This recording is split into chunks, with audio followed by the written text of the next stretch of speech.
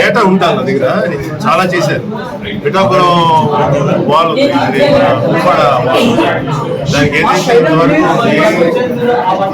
రాజకీయ నాయకుడు కానీ రాజకీయ ప్రతినిధి కానీ దాని మీద చర్యలు తీసుకున్న ప్రసక్తి సందర్భం లేదు.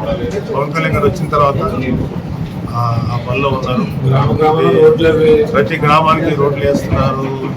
తర్వాత అభివృద్ధి పనులు, పంచాయతీరాజ్ సంబంధించి ఎన్నో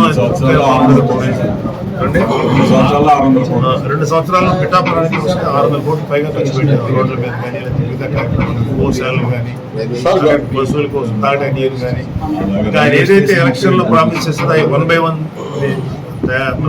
నెరవేర్చుకుంటూ వెళ్తా 100 బెడ్ హాస్పిటల్ నిర్మించారు. అన్నిటికన్నా ముఖ్యంగా పిఠాపురానికి ఒక అర్బన్ డెవలప్మెంట్ ఒక హోదా క్రియేట్ చేసి పడా కింద పెట్టి ఆయన ఒక ప్రత్యేక అధికారులు పెట్టి ఇంకా పిఠాపురం అభివృద్ధికి ఏమేం చేయాలో అవన్నీ ముందుకు తీసుకెళ్తారు. మునిగిపోతుందని మేము శ్రద్ధగట్ట ఆధునీకరణ చేస్తామని చెప్పారు సార్.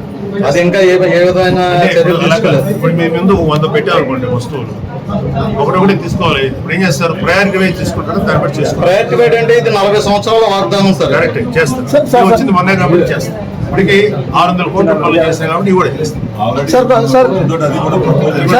సార్ కూటమి కలయికకు పవన్ కళ్యాణ్ గారు అద్భుతమైన రోల్ ప్రదర్శించారు. కూటమి కలయిక వచ్చింది, వైసీపీని ఓడించారు. అటువంటి కూటమి కలయిక నేత వహించిన మేము మా అధినాయకత్వం యొక్క నిర్ణయాలకి వాటికి క్రమశిక్షణకి పనిచేసేవాళ్ళం తప్ప అవి వ్యతిరేకించే వాటికి ఎదురు తిరిగి చేసేవాళ్ళం కాదు. మా నాయకులు ఏం చెప్తే అది తూచా తప్పకుండా ఆచరించాము. సో మేము క్రమశిక్షణకి వదిలేటువంటి కార్యక్రమం. Thank you sir.